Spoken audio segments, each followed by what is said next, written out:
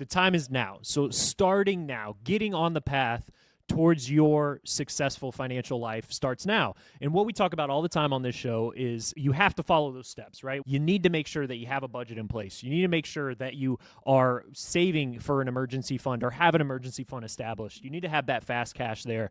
You need to start building margin through either cutting your expenses or increasing the amount of income that you're bringing in the door. That is crucial to get on the right path. Once you're there, don't stop. I see it often. People have done the first initial steps, but then they get to the point where they're just basically have the amount of money that they have the margin, but they're like, yeah, well, I'm going to use my margin to spend a little bit extra. And then you fall back into what we talked about a couple episodes ago of living paycheck to paycheck. Even though you're not, because you've built up a little bit of an emergency fund and you have some different things going, you never really pursue or go down the road of, I'm going to start intently saving.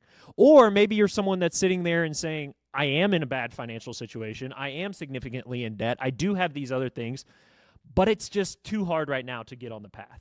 We've talked about it multiple times throughout this series. You have to be a little bit radical. You have to be a little bit crazy in the degree that you pursue this, saying no to things, not keeping up with the Joneses, going down this path where people might say you're crazy when you're doing it, but how important it is to start and start now. And I don't care if you're in your 20s, if you're in your teens, if you're in your 40s or 60s, the time to start is now and start putting money aside for retirement.